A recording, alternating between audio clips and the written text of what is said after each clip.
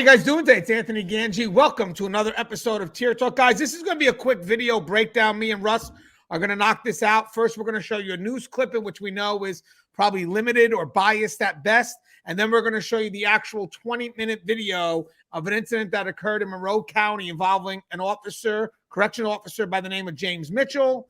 And Marcus Ford is the inmate. And again, guys, William Young did a great video on this. If you guys get a chance, go to Just Corrections on YouTube, and you will see his perspective. Me and Russ are going to go ahead and provide another type of perspective. This way, it's well-rounded. So with that said, let me just familiarize you guys with the incident. So I'm going to start by playing the news report first. Stand by. I'm going to mute us. Well, tonight we're getting a closer look at the video just released by the Monroe County Sheriff's Office that shows the incident that led to a correctional officer getting fired. Our Rachel Krause breaks down what happens in this video and why it caused the sheriff taking swift action. Now, we do want to warn you that what you're about to see is graphic. You better take me back to A block or it's going down. Bodycam video released by the Monroe County Sheriff's Office shows the moments that led up to a fight inside the jail between an inmate and correctional officers. I want the force. The officers are trying to move the inmate to a medical observation cell. He doesn't want to go. That's when 4 officers move in. 4, come on.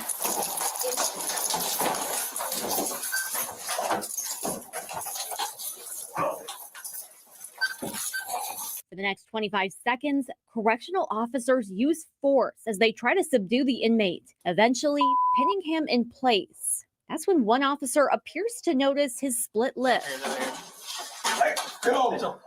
hitting the inmate again, even after he's been subdued.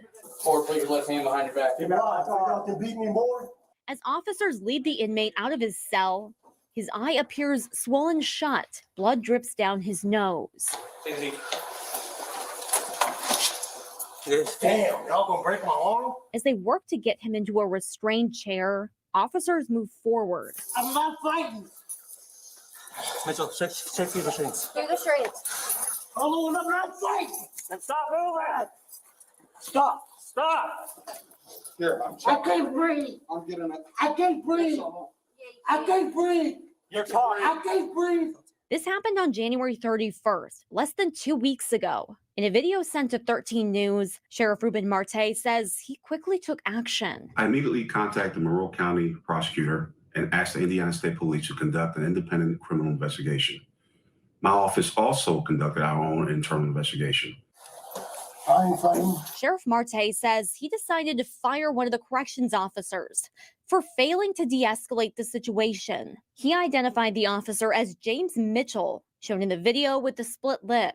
Although I have only been sheriff for a little more than a month, my goal remains to always ensure the highest level of excellence.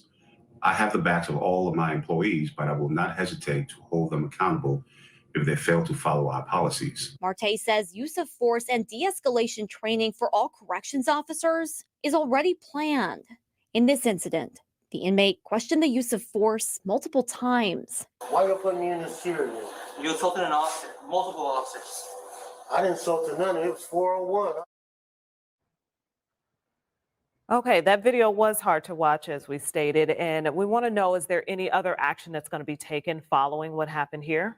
Well, according to the Monroe County Sheriff, ISP presented their findings to the county prosecutor's office, and her office did decline to file any kind of criminal charges. Now, I did reach out to their office to ask what went into that decision. I haven't yet heard back. Okay, Rachel, thank you.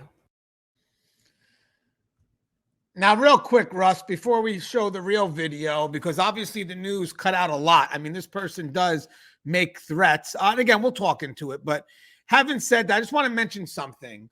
One thing, I think the sheriff acted a little quick. You issued the investigation to an outside authority, and then you also are going to conduct an investigation at the same time, which I think is a bit of a conflict.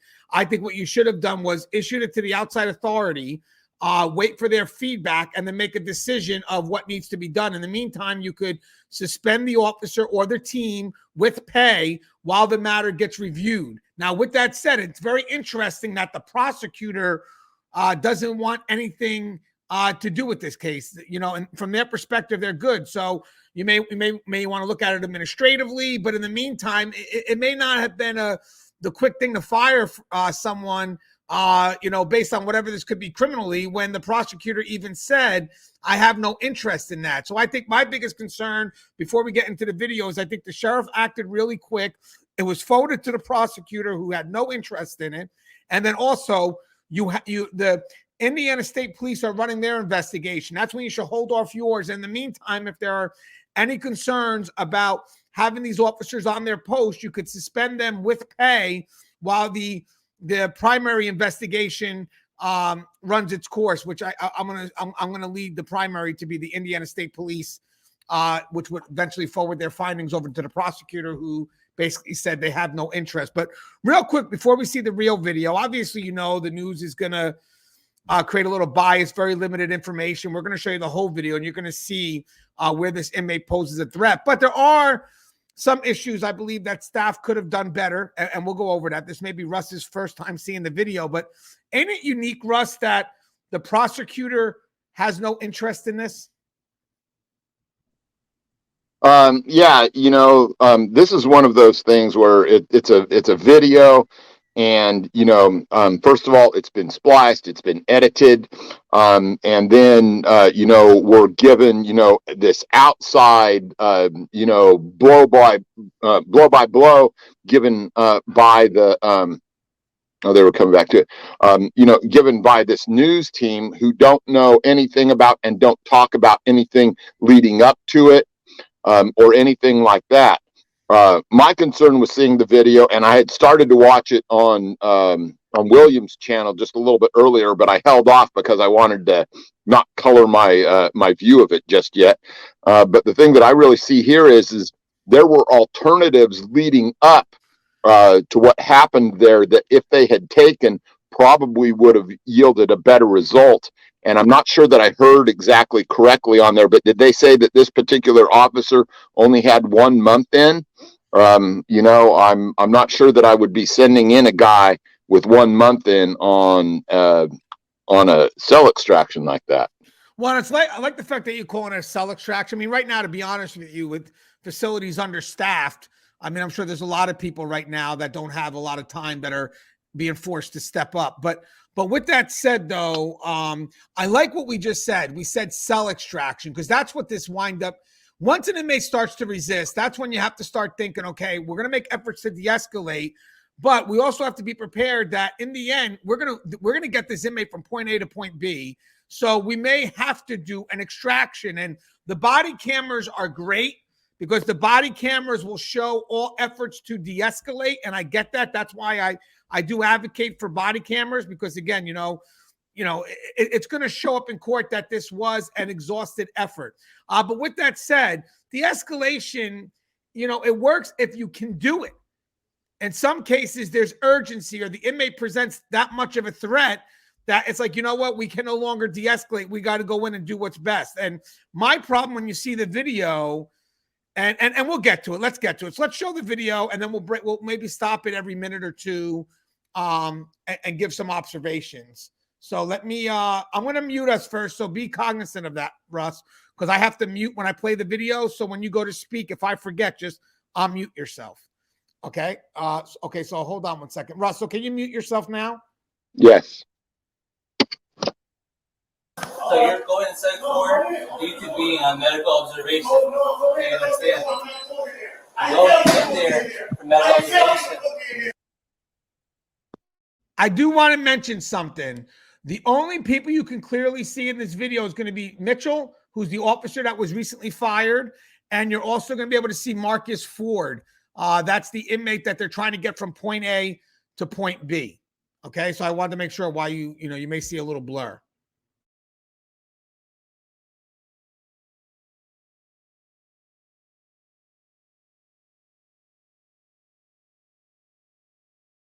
It is not.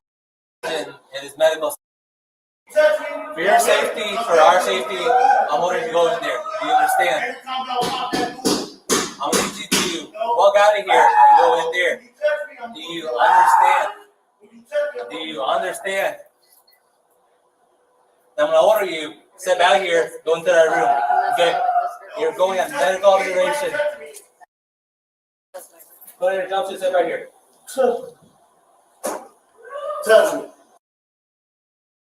Okay, so right off the bat, Russ, the inmate's got to go to medical observation as ordered by medical. That means I'm assuming this inmate is probably a threat to themselves, or maybe they said they were going to hurt themselves, whatever. So this move has to happen for the safety of that inmate. Once medical has said, hey, we need to see this inmate for whatever reason, maybe it could be for a detox protocol, or the inmate needs to be under observation for mental health reasons, custody has to make this move happen. Would you agree? You're muted, Russ. You had one rule. Shit. Let me get you back, Russ. You had one rule there, Russ. Let me get you. I'll get you. Okay, right, I can't see the bottom of my phone, so I'll unmute him. I'll unmute it each time. So, but Russ, would you agree the move has to happen, correct? Yeah, it definitely does. This is one of those things where they may be on some kind of a timetable with regard to getting him up there. The thing that always comes into question in my mind when you're doing this this type of a planned use of force is, how long do you have? Can you just let the guy wait it out? And then you see that, in the midst of all of that, for whatever reason, and I don't know what it is. I don't want to second guess them. And that's why I want to call attention to it, though, is they did not identify any other force options except for that hands-on thing. If it were me, I would always want to make sure that, I gave them a burst of pepper spray, softened them up a little bit. Well, let's get to that, Russ. Let's get to that. We're going to get to that. Yeah, we're getting that. Oh, okay. I haven't, like I say, I haven't seen this. So yeah, I don't want to jump ahead of that because that's going to matter when they open up the cell door. I'm definitely getting to that. But in the meantime, the question basically is the move has to happen. Okay. Yeah. So there's no negotiation from the inmate. Now it's a matter of us gaining the compliance of the inmate, to move them from point A to point B, or if the inmate remains non-compliant and we make all efforts to de-escalate, as you can see through the body-worn cameras. Like for us, I would try to utilize someone for mental health if they're available, someone for medical, just an outside entity. But if we don't have those available, then again, all I have is my person on scene, maybe a supervisor or two, and we're going to go ahead and try to negotiate this move. Now, be mindful. We don't know what the context is in regards to the urgency behind this request. So there is some effort to de-escalate, but that's only if the situation allows it. Sometimes you don't have the time. Sometimes you got to go right in, get the inmate, and keep it moving. So having said that, in this case here, the officer is making their attempt to get the inmate to move from point A to point B. Now, I also want to be mindful that the type of resistance matters. Right now the inmate is in a cell, so they're not really a danger as of yet. So they could be making all these threats and whatnot, but we're still in a safe space to determine what's the best route to go in. Now, granted, you do have inmates that could be passive, that when you go in there, they just remain on their bed and they choose not to move. And then basically you still go in there with a team, whatever it is, do what you got to do, but it's not as aggressive. But if the inmate turns out to be active or a threat, well, then the use of force gets elevated. And now what we're doing is we're using force to get that inmate to comply and then eventually move the inmate from point A to point B. So let's go ahead and get to this next spot. Hold on. Let me play it. Let me mute us, Russ. I'm going to mute us. Put on your jump suit. I'll put that on God. Put on your jump suit. Sit right here. Because as soon as you step in this room, it's going down, dude. Forward. Put on your jump suit. Sit right here. I ain't going in that room. Y'all barely check on these. Then he's beating on the door. You don't know if he's forward. Listen. You know, lost your. As soon as y'all touch me, it's going down. That's all I'm saying.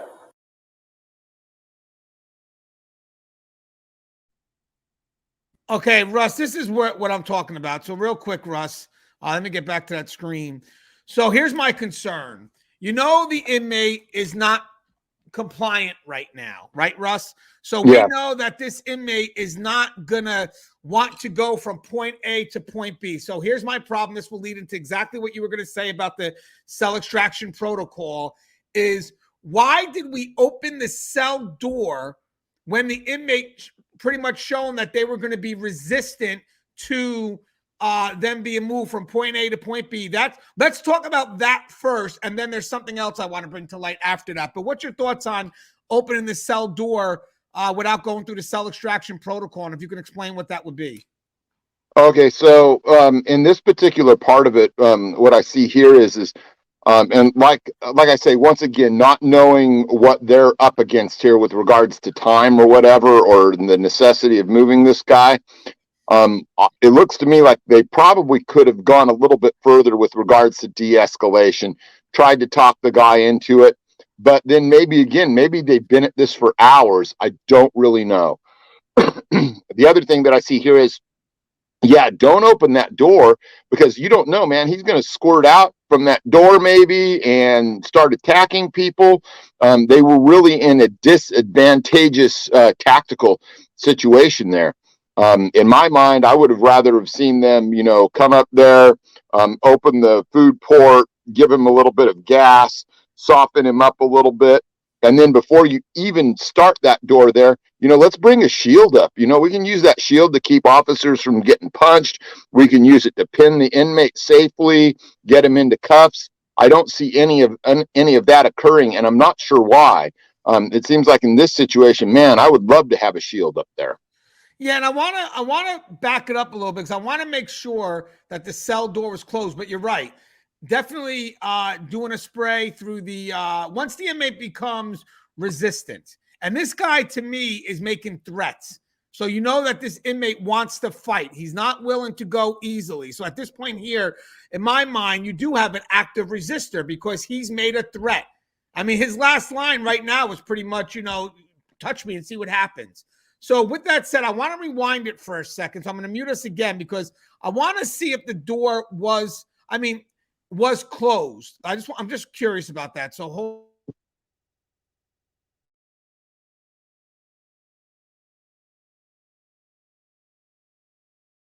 Here, go into that room. Okay, you're going on medical observation. Go ahead and jump to sit right here. Touch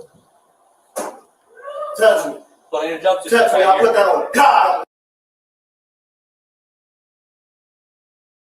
It's weird because it's like the inmate opened the door, or the officer may have unlocked it and allowed the inmate to open the door. So I think he pushed it open with his hand after unlocking it or calling for it to be triggered.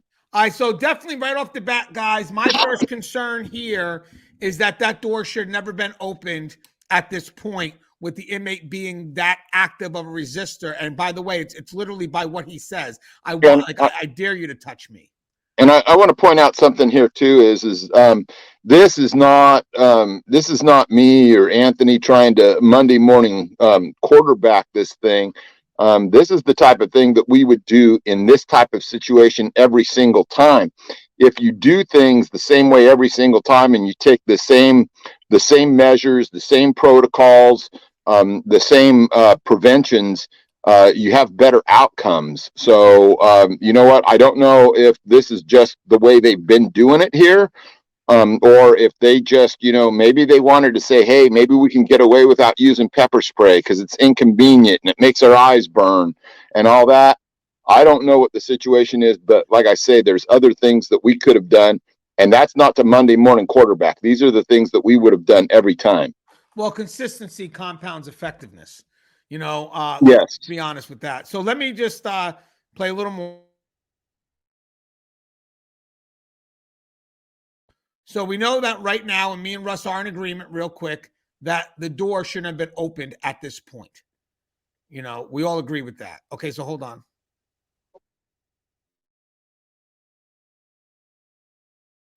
Put on your jumpsuit, sit right here. Because as soon as you step in this room, it's going down, dude. Forward. Put on your jumpsuit, sit right here. I'm going in that room. Y'all barely check on these. Then he beat it on the door. You don't know if he's Listen. You know, lost. As soon as I'm touching me, it's going down. That's all I'm saying.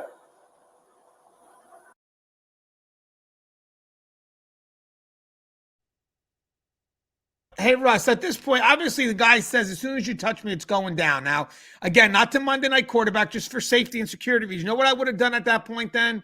You know what, my man? Step back, go into the cell.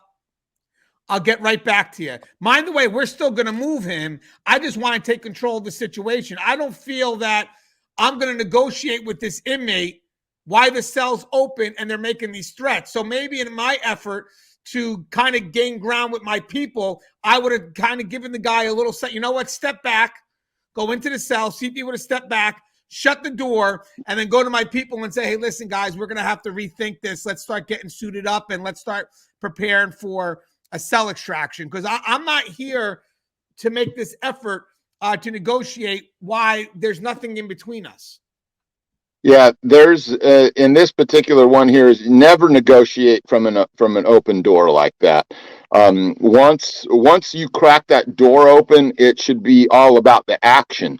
You know, everything that you do up to that point to do de-escalation, try and talk them into it, you know, deconfliction, all of the other things that we're going to try and do from a negotiations management side of it is all good. But once that door is open, the time for all of that is out the window. Then you want to have, from the moment you crack that door, you want that shield there, and you also want your other force options that you're going to use to try and resolve this thing. And if you don't have those things in place, you end up going to force options and tactics that you probably don't want to use and probably don't want to have appear on that camera. Just my guess. No, I agree. And Russ, once that officer opened the door, the situation changed at that point. You know, you can negotiate, like you said, from behind the door, but once that door was open, the whole dynamic for the situation changed. Because at that point, once the door is open, I'm not going to sit here now and wait for you to come at me. You've been resistant. So at that point, if you're opening the door, which I think wasn't done correctly, to be honest with you, I'm sorry, guys, but it's for the safety of other people that may be watching this video. That person, that Marcus Ford, when they made the threat, we're not sitting there negotiating anymore. Oh, if you touch me, it's on. You touch me, it's on. You know what? We're not negotiating. My thing at that point would be to see if I can get that person back into that cell door, because that door should never been open to begin with at this point, and then start preparing for the cell extraction, which would be the spray, and then going in. Okay, so let's watch a little more. Good dialogue, Russ. Thank you for doing this. Okay, hold on. I done took on 3, 4, and 5. As soon as you touch me, it's going down. Y'all better know how to fight. You're going on medical observation. No, medical observation. I've been to the hospital, period. Why would you stick me in a room? No. You better call medical and tell them no, because I'm not going in that room. I'm not going in that room. I'm not going in the room. That's all you have to say is taking back the A block. Listen. Taking back the A block. No. You have to go in there. No, I don't. No, I don't. Based on how cooperative you are, you might go back earlier. When? It all depends on you. No. It was fine. It was only 90. I just said I'm feeling dizzy. And you gonna call him and tell him, no, let him go back to the unit.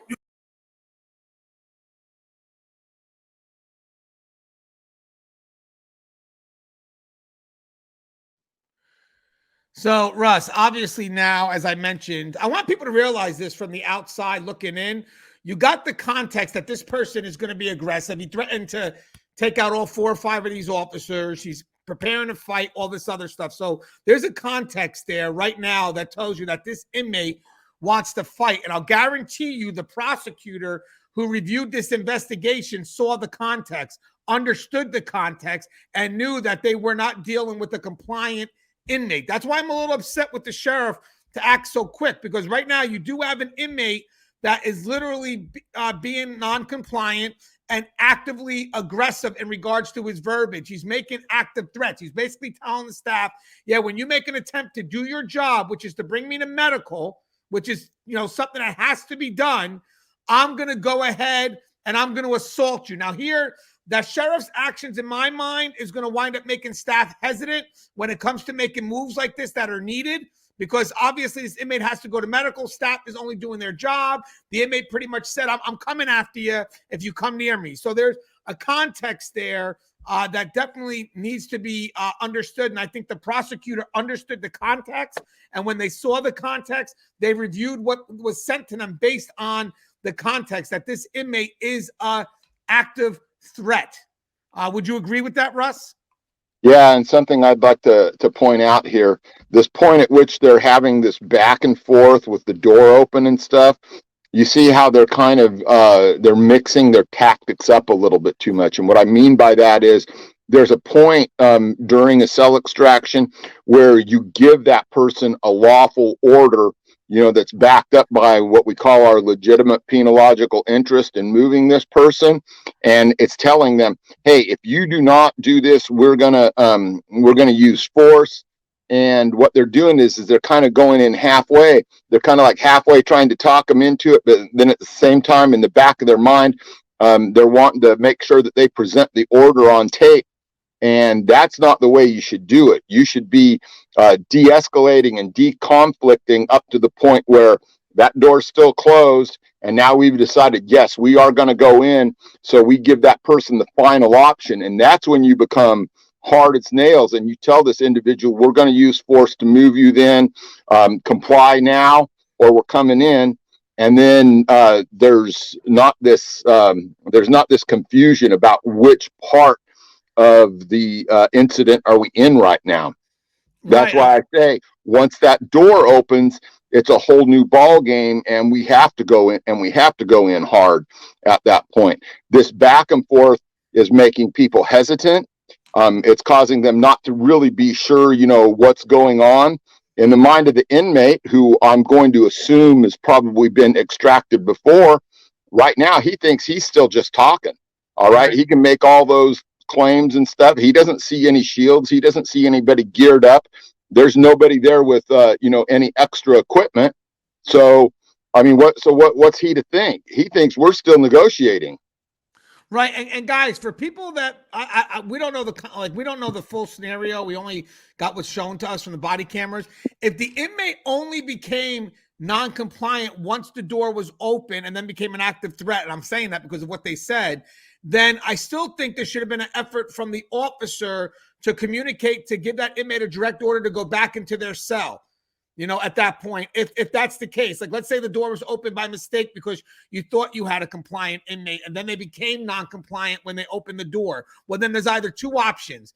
Give the person the direct order to go back, see if they do. But if not, it's exactly what Russ said, because now we put ourselves in a position that, we have to do something, because when it comes to negotiation, the time really does matter. And right now, the more time here goes towards the inmate, because even when I'm making an effort to de-escalate, I still got my team prepping. So technically the effort to de-escalate is also to get my team ready to go right in when de-escalation fails. With that said, if the inmate was non-compliant, as I mentioned, there's no negotiation here. Go back in your cell, and then we're going to go ahead and revisit our situation. But I think, as Russ said, the moment the inmate made the threat, it's on. It's on. But I still want to be safe. If I can get the guy back in their cell and then revisit it by closing the cell door, locking it, and getting my people properly equipped, that would be better. But guys, I've even seen it, and we'll get to it, in this open area with that door wide open. The moment the inmate said, you come at me, I'm going to do this, this, and this, I would back the justification of an OC. I would, because of the space you're in. This guy is not behind anything. He could get to you at any moment. So, I mean, I think at that point, your officers step back, and then you bring out your OC, and you're like, okay, we're coming now. So what's your thoughts? Are you going to comply or you're not going to comply? But we're in a messed up situation to begin with, because the door should have never been open in this manner for a non-compliant inmate. So at this point, like Russ said, the situation is going to try to control you a bit. So you got to gain control of that situation. So for my efforts, I would, one, try to get that guy back into the cell door, or two, bring out the OC, let the officers back away, and then let the inmate know, now we're not asking. The negotiation's done because the door is open. Okay, hold on a second, Russ.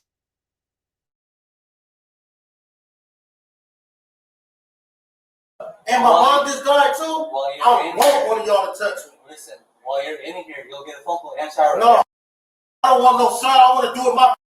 I need you. No. In here. As soon as I'm touching, I ain't doing it. Because I didn't tell you that it's only 90 over 80. No. I ain't going in no room like that, dog. It's also helping out. No, how that's helping me? I see how y'all doing these people now. You not finish sticking in this room. No, I'm not. No, I'm not. Listen, I've been wanting to fight. Y'all better know to wrestle. You better know to handle your weight because I'm. That's on my dead mama. Rest in peace. As soon as you touch me, no, I ain't going. I'm no back here. No, I want one of y'all to come in this room. Ford, step back here. No. We have to go to medical observation. No, I'm not. Put on your jumpsuit. No. Step back here. No. So all you have to say is going back to the unit. Send me back to the unit no other time. My was 111. Going back to the unit. Understand? What you talking about? Do you understand? You've been helped out multiple times. No, multiple times. I done been to the hospital. They still send me back to the. But you still want to sit me in the room? No. As soon as you come in here, it's going down. That's on my mama. I'm big gangster. All right, Russ. So I'm gonna ask one more thing, then we're gonna play it straight out until you actually start to see the use of force. But Russ, you got the active threats going on. The inmates saying like, "Yeah, touch me. It's on. Blah blah blah. I'm gangster." I mean, at what point is the officer justified at this point to say, "Hey, you know what? The door," because I had to say the door's open. That's what's kind of making this situation a little bit different or more unique. But at this point, wouldn't the officer be justified due to those active threats to get that OC out and prepare? Yeah, and I just go back over and over again today that that kind of the way that they've let this unfold is kind of putting everybody in a kind of a sketchy position here. I think that in this case, if they could get that door back closed, they'd be better to regroup. They're sitting there, they're stacked at the door while it's open. And then it just, it looks like they're just, milling about, and then they're letting all this back and forth take place. And back and forth is not de-escalation. That's not what's happening there.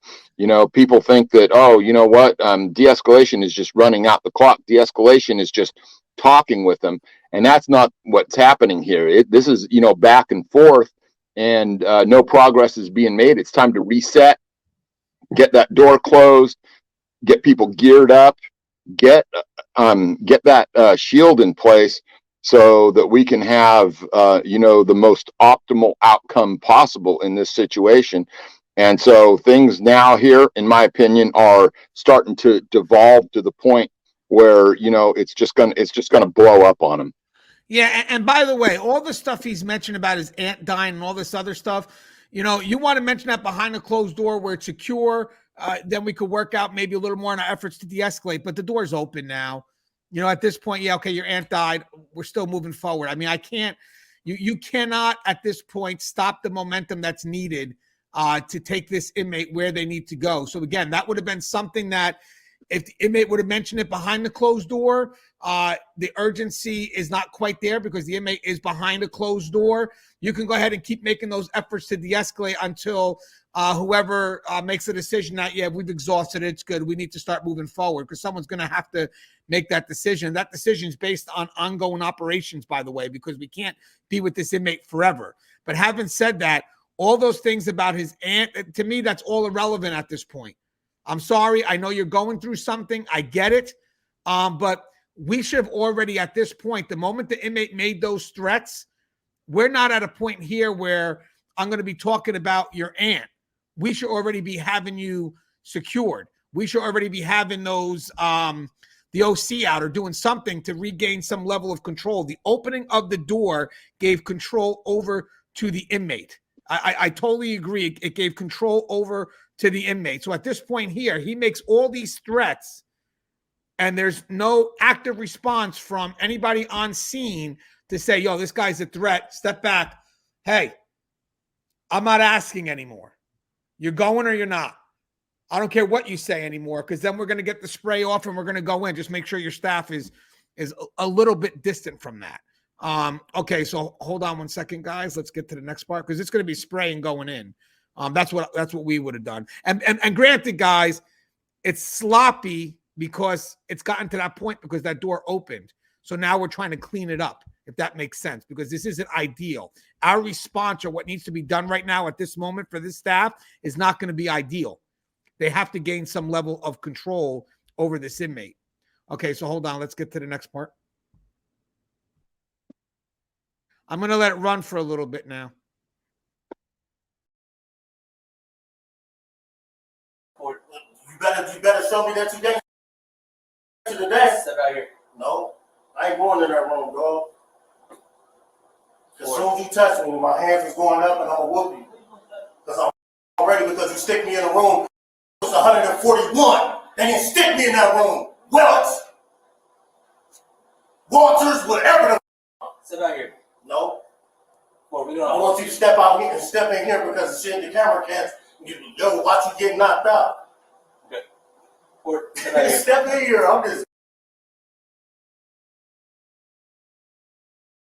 I'm so mad right now. No. You better take me back to A block or it's going down.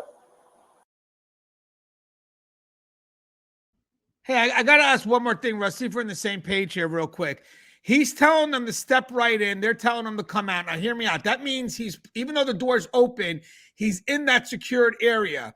Wouldn't you kind of try to get the guy to step further back so you could shut the door, reevaluate, and prepare for the cell extraction? Because I know we got to that point where we have to do something and the door should never open to begin with. But again, just to try to clean up the matter, wouldn't you be like, okay, he's already in there. We need to revisit this. Shut the door. Get the team ready. We're going in because that door should never been opened. Yeah, see, this is one of those things. Now I don't want him stepping out. He's already made threats, Right. So we already know it's gonna be physical. They're obviously not prepared at this point. They don't have any of their equipment. I would get him back in there. This whole thing about giving him an order to step out, I think is a bad tactic. I know that there's some people out there that might see it differently from that, but I would want to regain what little control I have at this point, because once he comes out that door, we're not prepared. We don't have any of the equipment ready. They've already let it devolve that far, though, so I don't know.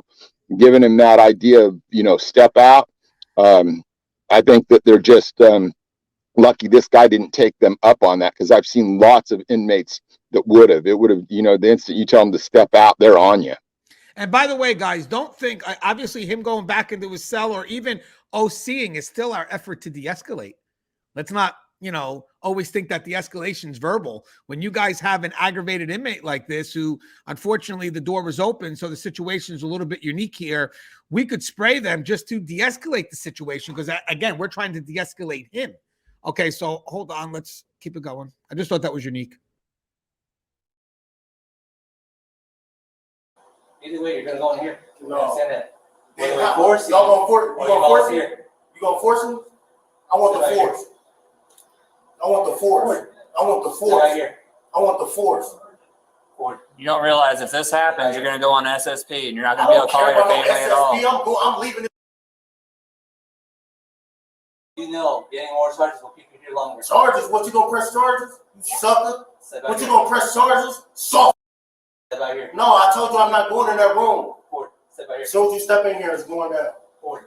Step out here. As soon as you step in here, it's going down. I done been to the penitentiary. I know how to handle myself.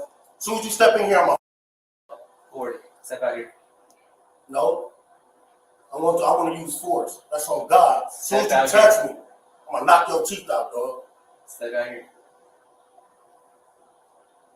We give you multiple chances to cooperate. You've been talking. I'm done talking. Step out here. Because y'all ain't ready for this one. Forward. Every jumpsuit. No. You grab it. Come on in.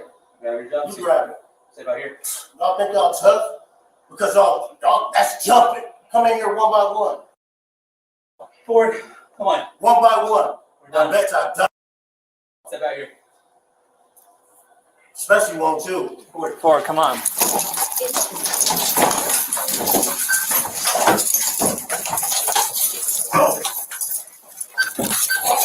a seat here. Restraint chair. Get the restraint chair. Are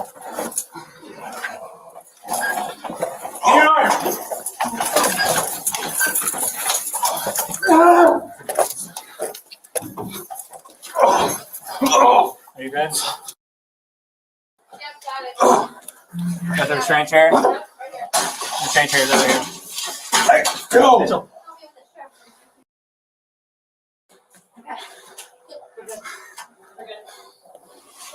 Right here, guys. They have to pull it back so they can pull it in. Yeah, you're gonna have to pull it away because we're gonna have to walk them to it. There. Roll it back further. Okay, we're good. We're good. All right. Ready?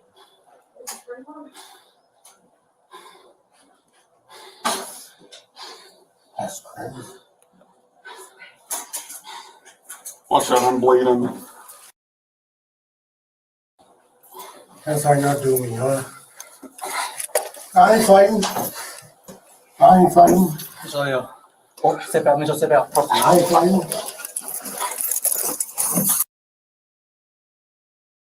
All right, I don't want that to go unnoticed. First off, I want to mention two things.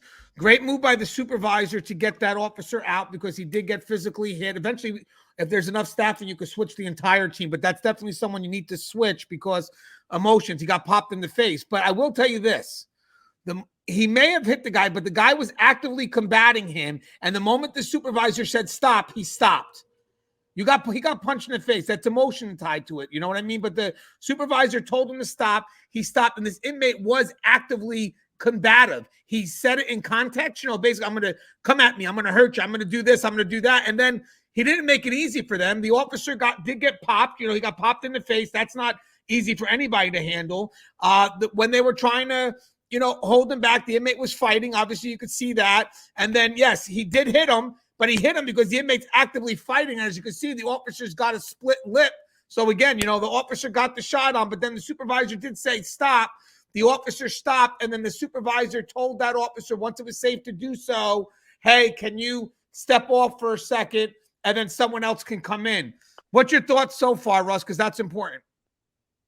Okay, so when I see that unfold like that, okay, so this guy is going to to medical for whatever reason. Obviously now they're trying to get him under control, and you have this officer who's striking him for whatever reason. It's hard to tell if he's feeling like he's being assaulted so badly there that he doesn't have any choice. It was hard for me to tell exactly when and where he got hit. I didn't really catch that part, but that's the point at which, sometimes, people are going to lose a little bit of control. And I think that, if we're too quick to say, oh, it wasn't an optimal outcome, you shouldn't have done this. I would be interested to see how he described what he was doing with regard to the strikes. Were those strikes, was he fighting for all he was worth, or was he trying to use distractionary strikes because the guy isn't giving up his hands? That's one of the things, that happens a lot in these things is guys aren't giving up their hands. We're having a hard time prying them out. And so sometimes you're given some distractionary strikes to try and put them in a position where they're trying to cover up where they're being struck so that we can have a way to get to that hand and bring it under control. I don't know how this particular officer phrased that on paper he was doing. I think that part of the problem is he experienced a little bit of a loss of control, but you could see that he was in pain. You could see that he was bleeding. I think that, we have to allow for some, it doesn't look pretty. I'll admit that, but I think that we have to allow for some of that to happen because we don't live in an optimal world where everything goes exactly perfectly. But I will say this, when we get back to the way it should have unfolded, the door should have been closed and the officers that went in should have had helmets on, and then all of that would have been obviated. Yeah, and guys, I think the sheriff, again, we got to still finish watching the video. But as of now, this first interaction, you could see the prosecutor didn't think anything was criminal because they understood what happened here. I think if anything, you have some policy violations that could maybe result in some level of retraining. But if I'm looking at the officer and I see the officer has a cut lip, you know he got hit. Could have been hit with the inmate's head. I don't know. But the inmate did say he's not going to make it easy. Now, granted, yes, when you have a team coming in, you know, the level of force automatically escalates because it's 4 against 1 or 5 against 1. But these officers were not suited. They weren't ready for this. This is what kind of led to this situation. So real quick, I'm going to back it up a little bit and then continue to go forward because I do want us to see the going in real quick and see if we could catch where he gets hit. But I do want us to make note of something. He does get a couple of hits. Then the supervisor does say, hey, stop. So maybe that's the sign of saying, hey, the inmate's secured at this point. So maybe the officer didn't know the inmate was secured and the officer stops. My biggest concern would be the supervisor gives the order, hey, stop, and the officer keeps on going. Maybe the officer didn't know the inmate was secured at that point. We don't know, but he stopped the moment the supervisor or the other officer said stop, and then the officer did the right thing, or the supervisor got the person, I think it could have been the sergeant, I'm assuming it's the sergeant, it's hard to make out, to get that officer off site, maybe go see him by medical, whatever it is, remove the emotion out of it and get somebody else to come in. But I want you guys to pay attention to those two things. He stops when he's giving the order, which probably lets him know, okay, this inmate's secured, and then he goes off once given the order. He doesn't remain emotionally connected, and I have to give bravo to that. That's pretty impressive. To whatever happened here, if we got popped in the face or whatnot, to be able to remove the emotion the moment the supervisor said, "Yo, stop." Okay, hold on, Russ. Let me get that. Sit right here. Y'all think y'all tough? Because y'all that's jumping. Come in here one by one. Forward. Come on. One by one. We're done. I bet y'all done. Sit right here. Especially one too. Forward, come on.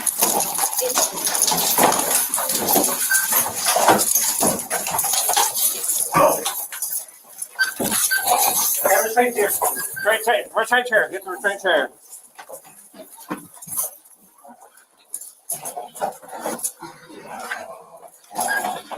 Get your arm.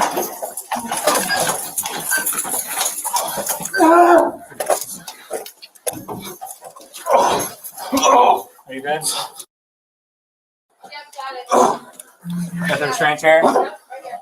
Restraint chair is over here. Go. Help me with this chair. Okay. We're good. We're good.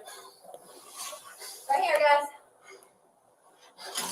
You may have to pull it back so they can pull it in. Yeah, you're gonna have to pull it away because we're gonna have to walk them to it. There.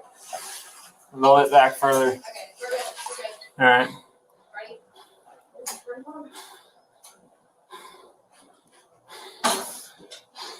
That's crazy. Watch out, I'm bleeding. That's how you're doing, huh? I ain't fighting. I ain't fighting. Show you. Oh, step out, Mitchell, step out. I ain't fighting.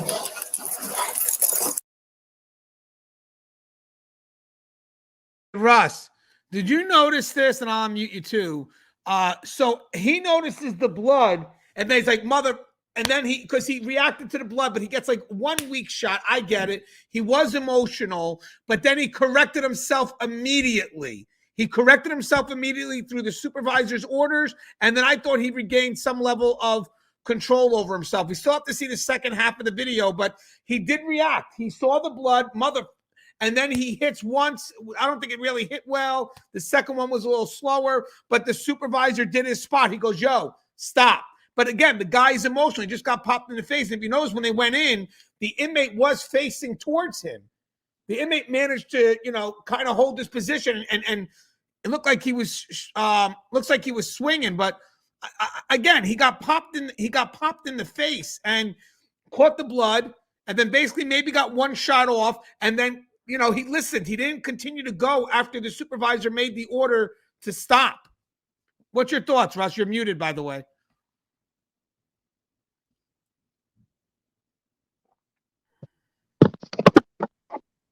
Yeah, so in a situation like this is kind of one of those situations where it's not true self-defense at that moment. Let me back up from that a little bit. It's not just a self-defense situation that erupted on something that's out there on the yard or something that's, inside the unit, because this is a calculated use of force, pre-planned use of force, whatever your department calls it. So in those situations, they were in there. The guy, it took him, a few seconds to start getting control of his limbs. So at that point, yeah, I can see strikes and stuff. But, going back to the idea of, because this is a planned use of force, should we try not to use strikes? Should we try and keep distractionary strikes to a minimum, just because it, also looks bad on camera? In this case, what do we want to require from our officers? Do we want perfection? Well, perfection isn't possible. Do we want people to be automatons that are, devoid of emotion? Well, that's not possible either. So I think the requirements for, optimal, perfect outcomes, perfect use of forces is unrealistic. If you start reading up on some of the things that, we talk about with regards to case law, can't remember exactly which one it is now, but, there's a famous case that says, every push or shove or strike, that happens out there may seem different from the safety of a judge's chamber. And so what the idea behind that is that, not everything can be quantified as a good use of force or a bad use of force, because simply of the nature of the thing. Now, I've seen enough videos over the years to know when a use of force is truly bad, truly malevolent, truly stupid, and this is not that. Is there a level of training beyond this that might be required? There certainly could be, but I think most of the failures in this aren't from what happens from that point forward when the officer is striking the guy. I think it's everything leading up to it. Yeah. That's where the failure is. 100%. Like, I reviewed tons of use of forces as part of my job. And my biggest question would be what we talked about, what led to this point. At this point, I don't see the officer as being malicious. Yes, I mean, were the two punches a little out of context? Maybe, but I mean, the point is, he was already bleeding. He listened to the order of the supervisor. And I know in the news video, you saw the guy with the bulked up eye, whatever it is, when he gets out, we'll see it shortly. I don't think those were the punches that caused that. To be honest with you, because I don't think those punches were super strong. I think the person realized he was bleeding. It's like, you mother, and then went one, and then literally, hold on. His second punch is a little bit slower because he starts to restrain himself. And then the supervisor, makes the effort to say, hey, you got to get off. So you're right. I think if the prosecutor didn't want it, which we see here, the prosecutor sees what we see. It wasn't someone that was looking to abuse force. It was someone that may have gotten caught up in the emotion of just getting popped in the face, which may not be easy for many people to deal with.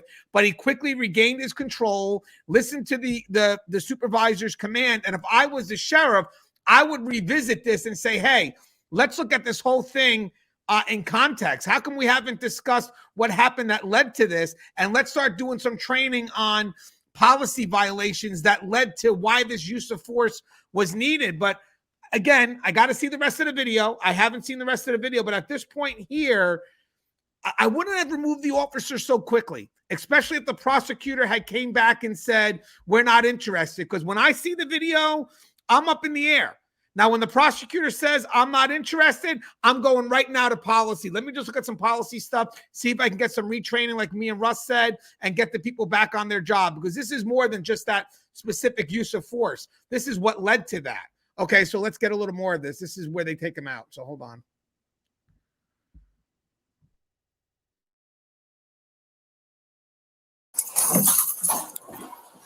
Give me in here. Do you have behind your back? Kobe, handcuff him. No, take me in the room without handcuffs. Y'all done manhandled me already.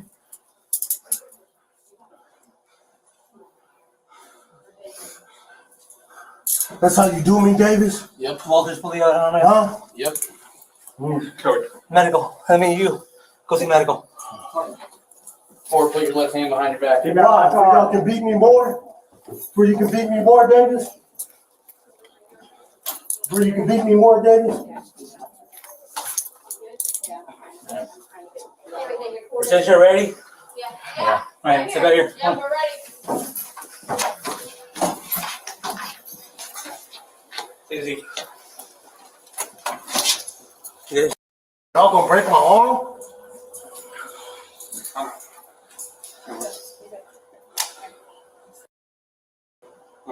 Y'all gonna break my arm? Train his feet.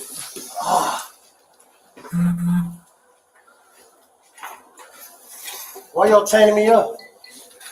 You assaulted staff. Yep. Y'all breaking my arm. You breaking my arms.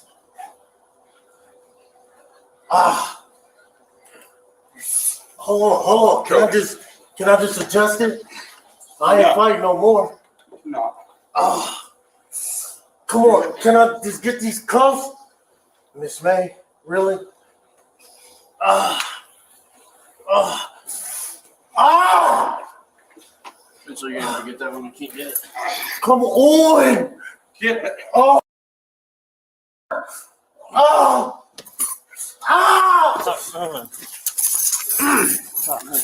I'm not fighting! Mitchell, check fever restraints. Do the strings. Hold on, I'm not fighting! Then stop moving! Stop! Here, I'm I can't breathe! I'm getting it. I can't breathe! Yeah, you I can't breathe! You're caught. I can't breathe! Oh, my nose is bleeding! So mine, bud. Move your foot.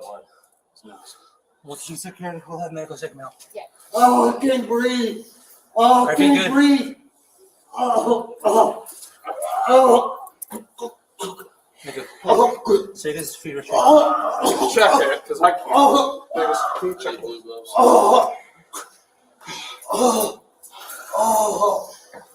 No, I don't. No. Oh, stop, bro! I can't breathe! Oh, Relax. I can't breathe! Go get gloves. Oh, I can't breathe! Oh, I can't breathe! Oh.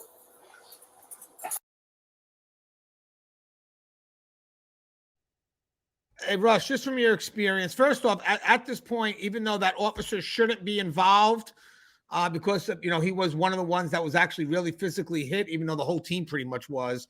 It looks like right now he's still being professional. He's focusing on restraining the inmate and whatever it is.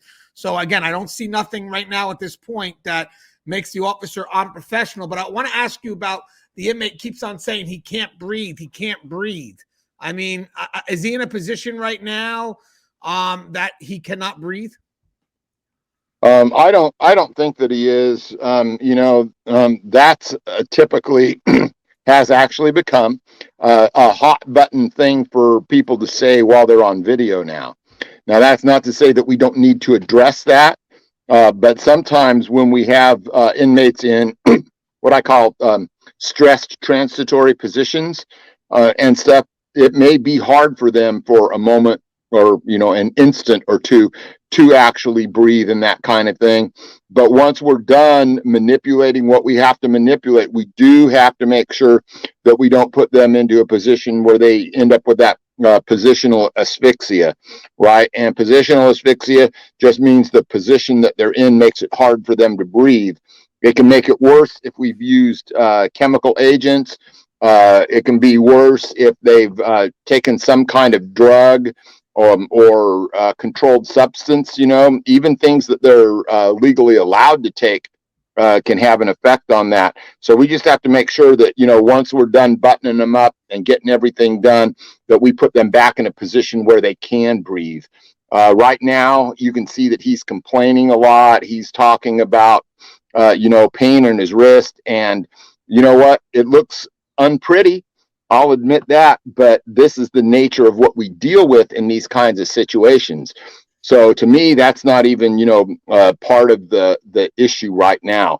I've dealt with, hundreds of guys that didn't want to cuff up for whatever reason, and we use force, or we, at the very least, they're somewhat resistant, and we go in there and they complain, and, it turns into a big deal. And on tape, it always looks way worse than it actually is.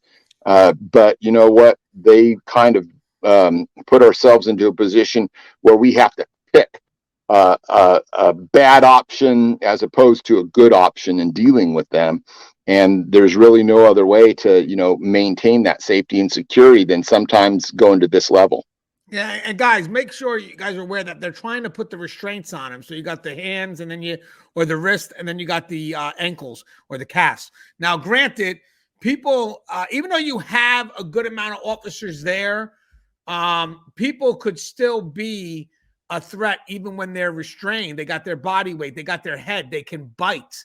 So it makes sense why they're holding the person down to some extent, why they're putting the handcuffs or the shackles on the individual's legs. We are extremely vulnerable when we put shackles on individuals' lower extremities, their legs, because obviously it gives them the freedom to move, to kick, do whatever it is. So again, I've seen people held in this position while the restraints are being done. Do I think that the person cannot breathe? I would think not. I mean, but again, if it is uncomfortable. But again, let us get the restraints on, because right now you're still a threat. And the person was fighting. He was actively fighting, just fighting against what the officer was, or what the officers was trying to accomplish. So again, let us get the restraints on, and then we'll move you forward. But I love what the one officer said. We're going to take him right to medical. So they're already planning what it is to do, which is getting that inmate to medical after this altercation. But again, the key right now is to get the restraints on, and the inmate does not want that to happen. And that's where we're at this point where we're holding the person down and we're making it safe so the officer can put those restraints on. And guys, I have seen people get bit while they're trying to do this. So again, we have to take into account that we also need the safety of staff so they can put the restraints on, because if the inmate was compliant, we wouldn't have gone through all this to begin with. Let's just put it out there. Had the inmate just wanted to go to medicals, look at the intent. We got to get you to medical. You got to be seen by medical. No, I don't want to go. And now look what it's led to. These officers did not want to go in, using force on this inmate. They wanted the inmate to comply. I just want people to know that in context. Okay, so let's get to the next part.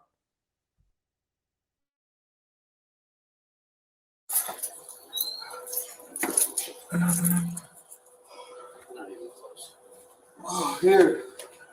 Is that better? No, you move it this way. Which way? This way? Yeah. I appreciate your help, but remove yourself from the situation. Oh, I can't breathe. Davis, I can't breathe, bro. Sorry, but I'm trying. Bro, I can't. Yeah, we're securing the leg restraints. Oh, I can't breathe.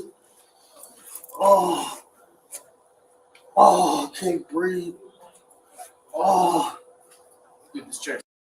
It's like the restraints are Oh, backwards. I can't breathe. Lean backwards. Lean backwards. Oh, my arm. Oh. See? Oh. Literally like it's on backwards. Oh. I can't breathe. Oh, I can't breathe. Oh. Oh. See what I'm talking about? Yep. Oh. Go downstairs, get the other restraint, please. Yep. Let me go. We're putting the other restraint. All right, let go. Oh, I'm gonna go check him out. Oh, I can't breathe. Oh, I can't Why did you breathe. got blood coming Nice out to of go your get cleaned up. Oh. Oh. What do you think? No, I don't know. That's why I'm asking you. Was your nose hit or what? Will it look like I hit my nose? Well, I mean, you're the one that started fighting. No, they All rushed you had to do me. is walk in there. Now we're doing this. No, but why they restraining me and I'm already Getting restrained. I've restrained been. because you were fighting. And would they always fight? Yeah, you did, obviously.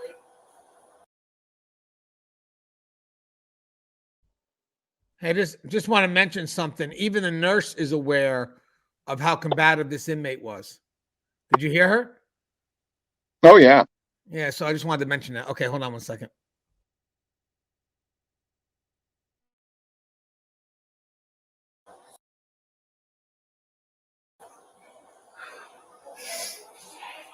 Dude, go clean yourself.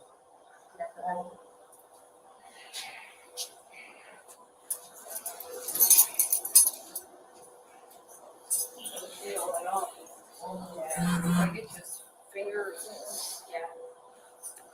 Check your finger. For what?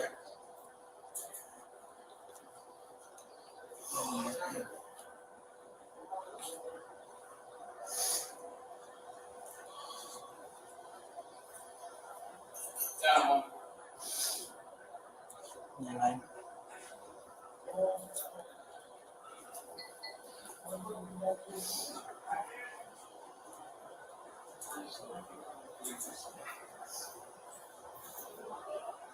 you good? We went with the other restraining. See how they did me, bro? All because I've been going to the hospital back and forth. They could kill me. You feel me? But they don't care. They just feel. Oh. Don't move. Don't move. Don't move.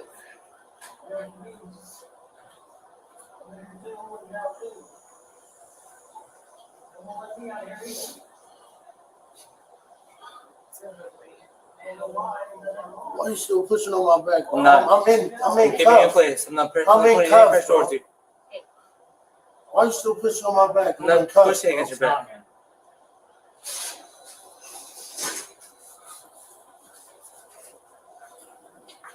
I just slightly at it. Can you lift your head up for just a minute? She needs you to lift her head up. For what? For they can keep hitting me? No, I'm she straight. needs to look at you. She needs to look at you. Jones, lift her head up, please. It's forward. I'm sorry, Ford. All right. Forward. I'm asking you to get up. Help me get him up. Go ahead, move this over there. Ready? Get up. One. I can't. My feet is. Yeah, his feet are restrained. Just take me out this chair, bro. Forward. All right. I'm gonna. That's how y'all do? I'm still enslaved. Stand up. Ready? 1, 2, 3. Get up. Get up. Deep. Just want to mention something. It would have been ideal, real quick, guys, for people on the outside looking in, then we'll watch the rest of the video. If at this point the use of force has been utilized, now they're getting ready to do the escort to get them to the chair, it would have been a good idea to switch teams. But I don't know what the staffing situation is at this facility, so we may not always get that ideally, as Russ used the word ideal before. But technically, the right procedure at this point is to remove the team that was actively involved in the use of force and get a fresh team on the escort. Okay, hold on. Get up. Move that chair for me. How do you move that, Sharon? Here, let me move this. Go ahead. All right. Forward. Walk this way. Okay. Forward. I need you to sit backwards. Okay. Forward backwards. Take a seat. On both sides, please. Oh, Hold them over. my arms. Why you put me in this chair then? You assaulted an officer. Multiple officers. I didn't assault to none. It was 401. How am I assault to the officers?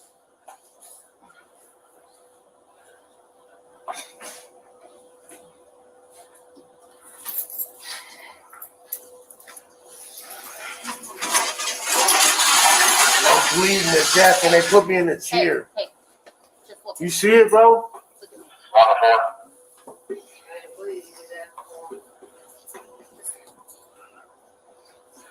But they put me in the chair and I'm bleeding to death. Forward. When you're leaning forward, listen. When you're leaning forward, they're gonna take out the handcuffs. When you take them off, and put your hands right there. No, Sound good? I'm done fighting. Leaning forward. Because it's You far. done It's fighting? 401. Okay, Lean we're just forward. gonna It's put your hands in 401. here, okay? Lean forward. Lean forward. Which one are you doing? Just lean forward. Yeah. Take off left cuff. Let's go. Hold that arm. I got this arm. Oh! Hey, Yeah, hang try on, to hang hurt on. you, man, all right? He's just trying to get it off, okay, Ford? Just like, I need to rotate Look at it. me, look at me. Hang on, we're getting it off for you, Ford. Oh! We're not trying to hurt you, man, all right? We just gotta get the key in and get it off. It's so. Oh! That's off. What are you hearing right here? Other arm. It's on the other side. Here, you're gonna get your out. You want me to do it? Take it off the right one, buddy, all right?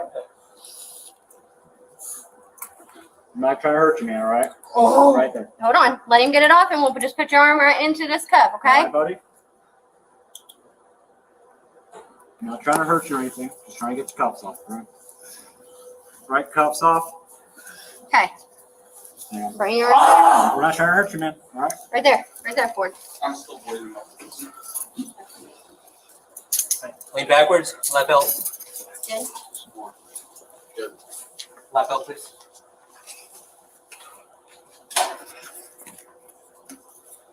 There it is. Yes, yes. Straight. Go inside the neck.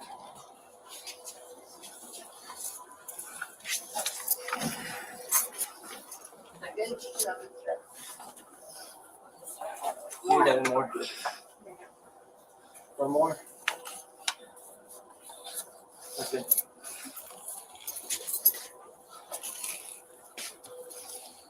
I have medical safe restraints.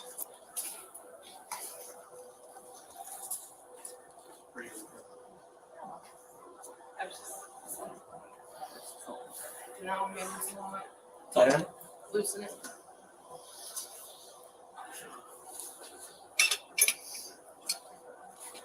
Is that good? I'll wipe this off the face. Kobe, one thing you restrain your please. Yep. Still going intake. Actually, stop up. Oh, you have an observation, please. Huh? Observation, please. Yeah.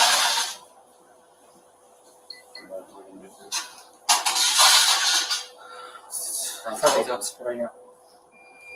Are you okay? His nose may keep bleeding. Squeeze it for a little bit. Want to squeeze right now? Uh-huh. Want to try It again may later? start bleeding.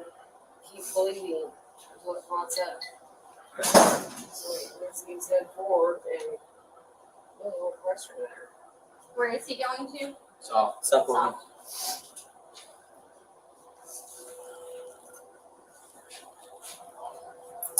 That's good.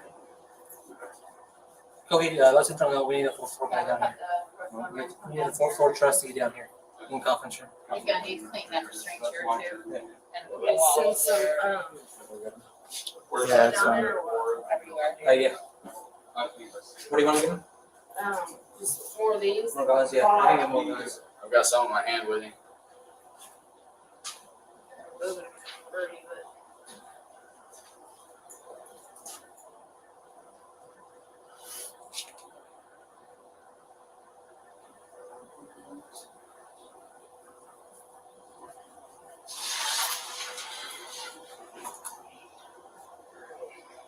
Take those out. Please. Go ahead, anyone there. You get Walker? Yeah. Elevator 4 to 1, hold on 4. You got nothing in there? Yeah.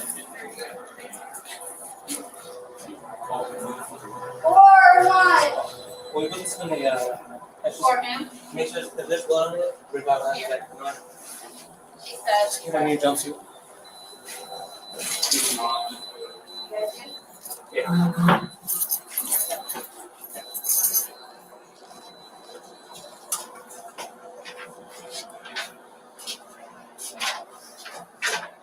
40 still bleeding anywhere, bud? You need gas pad or anything? Did you get it off your eye? No? Do you have any injuries to report? No. I see the one in your eye. Any other injuries? No.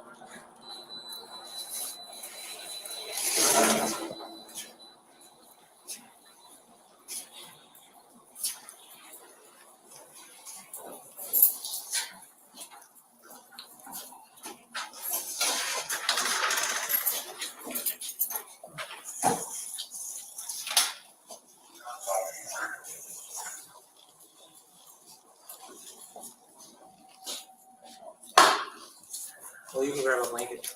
Yeah. What time is it? My watch changed.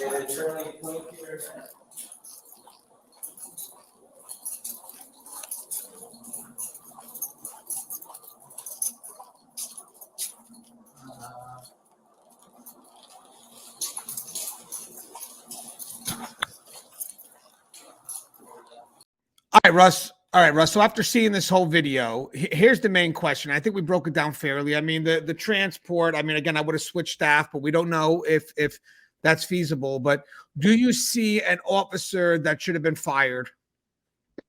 Okay, let me just kind of tell you, you know, how I would have handled this if I were him and we had made maybe some of the, or I'd been under the supervision that maybe made some not so good calls up to that point.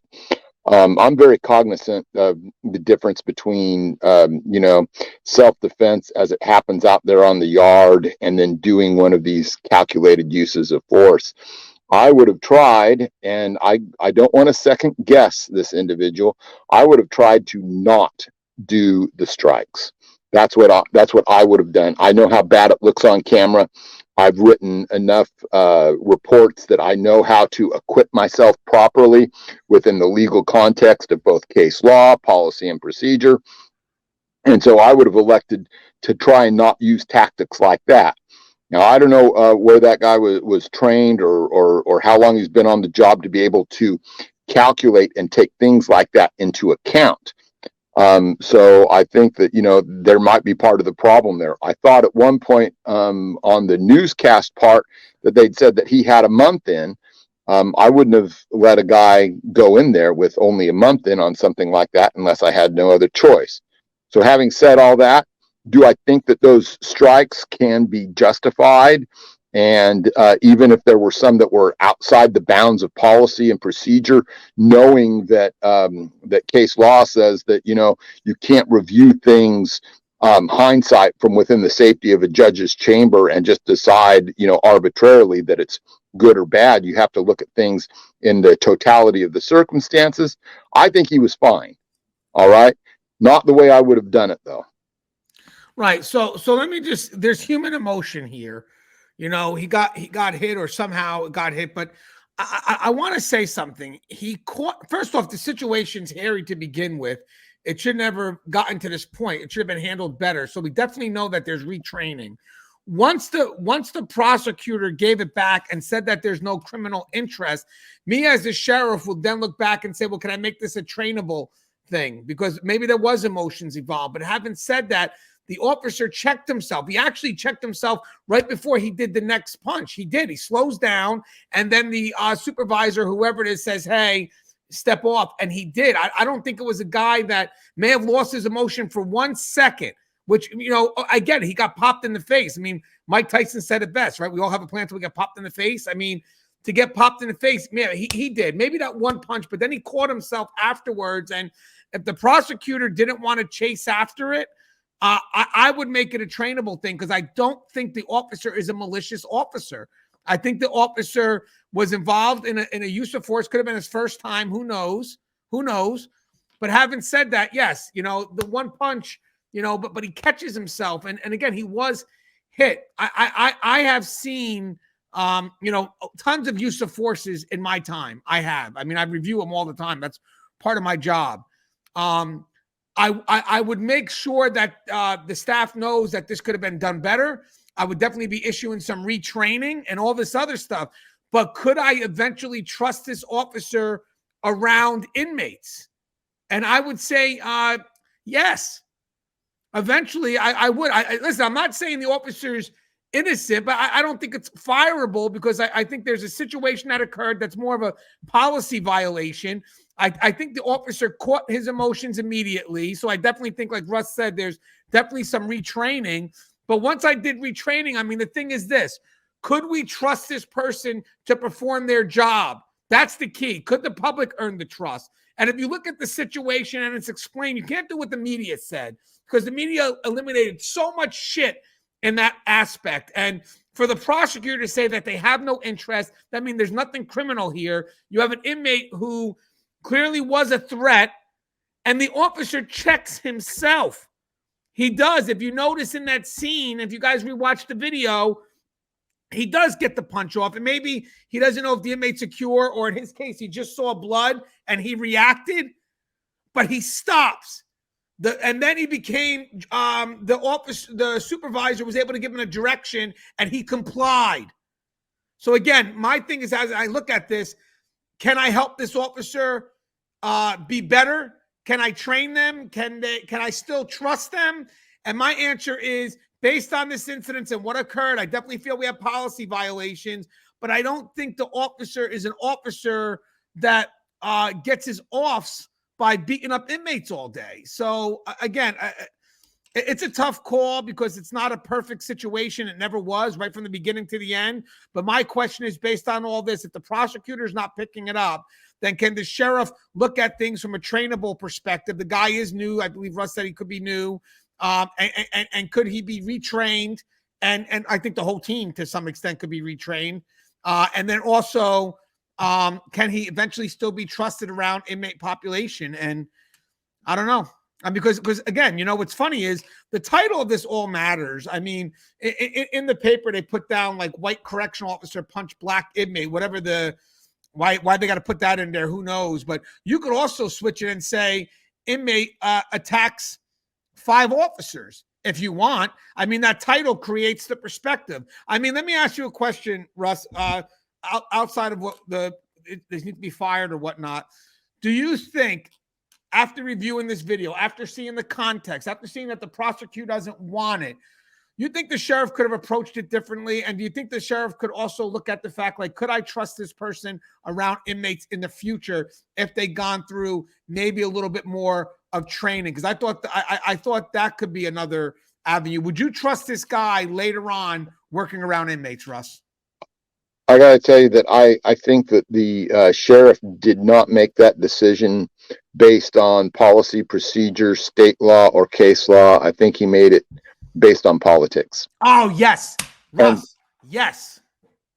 Looks like his whole thing was scripted when he's reading it off. Yeah, and so when you do that, when there's no wiggle room there, considering what we deal with, we're never gonna have the absolute perfect use of force. When I look at it from the perspective, you get in there and you're trying to struggle with an inmate and you're trying to get them to comply. And, there's people out there that just think, well, you just didn't ask them nice enough. Yeah. They haven't dealt with these situations, and it's not a lot of fun because, you end up, you're damned if you do. You don't use enough force and you get yourself hurt or killed. You use too much force in somebody's opinion, and you end up losing your career, and you're making these kind of life and death and career decisions, every day, once a week, 2 or 3 times a month. I don't think the average citizen could handle making one of these decisions once a month. And yet sometimes we do it multiple times in a day. There might be times that it goes by for a few weeks and we don't. But what can, average Joe citizen out there do? Can they do this job? No, they can't. Not everybody is fitted to it. Not everybody is suited to it. And guys, by the way, the topic may be seen by many as controversial because here we are. We also gave you an opinion based on what we thought, based on our experiences from going through it, reviewing matters, being on the administrative level. You look for things to be teachable moments. I don't feel by watching this video that you have an officer that's ultra aggressive, and I've seen officers that were. I have. I mean, and that's going in comparison of the worst. And this person just trying to navigate themselves through what just happened because, again, it's more of a policy and procedure that led to this, I think. So what I would do is, after the use of force reviews were done, the prosecutor doesn't want it. Because here's the sad thing. This sheriff made an action too quick. And now the problem is, in order for him to bring the officer back, he's going to have to admit he's wrong. And I think wrong in just how fast he moved. I think that wrong in just the action he made, because now if I was the staff at that facility, I'd be quite hesitant, because I think that this case here is you see what when you have officers that abuse force, you know it, you see it, their intent is totally different. I have a feeling this officer got caught up in a moment, corrected himself, he saw blood, reacted to it, and then went ahead and listened to the supervisor. Hey, you got to step off. You got it. Sorry. Stepped off. And you got an inmate that literally challenged them every step of the way. An inmate that literally said, come at me. Come at me. Come at me. Come at me. So, you know, in context, you have an inmate that wasn't going to make it easy for these officers. And I think the prosecutor, if I may, took all that into account, because I think when they went to push this for, hey, this guy needs to be charged criminally, the prosecutor looked at it and said, for what? I mean, literally probably said, for what? What are we doing here? This inmate was a threat from the get-go. He could have got caught up in the emotion, because remember, part of a criminal case is the intent behind it. The intent behind it is important. You know, the intent matters. And I don't think this officer had the intent to go in there and start beating up inmates. I think he got caught up in the moment, was bloody, and then maybe a little bit of retraining. But again, he reacted after the incident when he realized he may have hit the person and he shouldn't have. He stopped. He stopped himself. The supervisor also stopped him. So again, I think the end of the show is, do I think the person should have been fired? No. Do I think they could be retrained and whatever it is? Yes. Yes. And would I trust this person around inmates again after they were retrained? Yes. I just think this went a little too far by the sheriff, and then the way the paper put it out, because guys, like Russ said it perfectly, use of forces are never pretty. They're never pretty, but we got to be very careful how we scrutinize these things, because in the end, we're going to have people that just don't want to do their job. They're just not going to want to do their job. And what led to this, to be honest with you, is really the concern. I mean, that's what we should be focusing on. You know, what led to this and the context of it all. They're trying to bring an inmate to medical who did not want to be there, and they had to make it happen. And the inmate was open and I'm going to come and get you. I'm going to attack you. Come at me. I'm going to come right back at you. So this isn't going to be easy. At that point, once the threat was made, you know, the use of force is imminent. It's happening. I just wish, like me and Russ said, you know, the inmate, it could have been more planned. They should have never opened up the cell door. They should have took advantage of other opportunities like OC and coming in with a shield and just getting the inmates compliance that way, as opposed to having the cell door open. And now we're stuck in a position where we're all going in headstrong because we have to. Hey, Russ, this was a great dialogue. I think there's a lot to learn here. Anything in closing? Yeah, you know, as you guys are out there, you know, working on the line and so forth, you know, think about things, do after action reviews, and think about, you know, what the smart way is to accomplish things. Educate yourself on, you know, policy, procedure, case law, state law, all that stuff. You know, enhance those writing skills, and be able to, you know, as you go through each incident that you go through, figure out what would have made the difference. Hey, maybe if I had adhered to policy a little more strictly, I wouldn't have ended up having to do X, Y, and Z. Be the smart correctional officer out there. It's a thinking person's game out there. Don't think that, you know, you might not be able to, you know, actually see it as it's happening. But if you prepare for it with the intent that I'm going to avoid the worst circumstances by doing the right things in the right order, lining up, I think that you're going to have a much longer career. I think that you're going to be less fearful about using force when it comes down to it. I think that was one of the things that was kind of gifted to me, is I never felt any real hesitation once I got through my first couple of years and I learned how things work. We have to, you know, be the ones to be our own best advocates. So I hope that makes sense. I was just trying to find a way to let people know that you can be, you know, active and assertive and do all of those things and not get in trouble. You know, we rely on people that have those qualities to be able to, you know, bring incidents like this to a successful conclusion. Yeah, and if you're the sheriff, you got to know the difference between human error and outright criminal. You know, a mistake for something criminal, because having seen this video, I see an officer that, yeah, made a mistake, a human mistake, because they got caught up in the emotions. I see my blood and I punched somebody. I'm sorry. It was a human emotion. Having said that, is there something I could have done as the sheriff to still correct this concern and not be so quick to throw down the hammer and make people hesitant to do their job? Having said that, I'm not condoning what the officer did, but I also don't think the officer was malicious. I think the inmate brought a lot of that on. And again, the officer got caught in his emotions. He's new, and to fire them right off the bat without seeing if there's other ways you could work around it, especially if the prosecutor said, hey, I don't want my hands on this, we're good. Because I'm telling you something, the prosecutor saw that this wasn't malicious. It wasn't criminal. And the prosecutor then gives it back to the agency who, you know, may look to punish the one officer when, to be honest with you, there's a lot of retraining that needs to be involved. And having said that, why don't we try that out with that officer? Because again, my biggest thing is in the end, we have to be careful. You know, there are certain things where, you know, mistakes do have levels of severity. Yes, I get it. Based on the consequences, I get it. But once it was proven that this isn't criminal, the prosecutor doesn't have an interest in it, then let's look back at it now. There's no outside pressure anymore because you're loyal to the agency, not to the people who pressure you to do things when they don't know nothing about the agency or what the job is. All because someone from the outside pushes something on the inside doesn't mean it's right. Your job in that position is to push what's right to the outside. If it's not being picked up by the prosecutor, you need to relook at it. And you need to see, did I go too far? Because it looks like if this stands, I'm going to have a force that's not going to want to act. And look at the intent, bringing them to medical. I mean, these officers were bringing them to medical, and the inmate chose not to. I wonder if the inmate was charged for assaulting staff out of curiosity, or was that forgiven because the officer was being accused of punching the inmate? I wonder if the inmate was eventually charged criminally for. I wonder if the prosecutor would pick that up.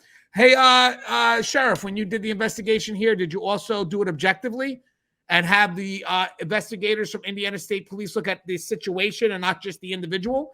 Like, did we look at the correctional officer or did we look at the situation? Because maybe the prosecutor would have came back and said, you know what? This inmate needs to be charged criminally because it looks like he cut open one of our officers' lips. Right? Hypothetically. Again, two wrongs don't make a right. I just think this was a little extreme. As always, guys, the show is Tear Talk. If you haven't, please subscribe, interact, engage, comment, hit that bell. Bell's going to notify you every time I post a video. Stay safe.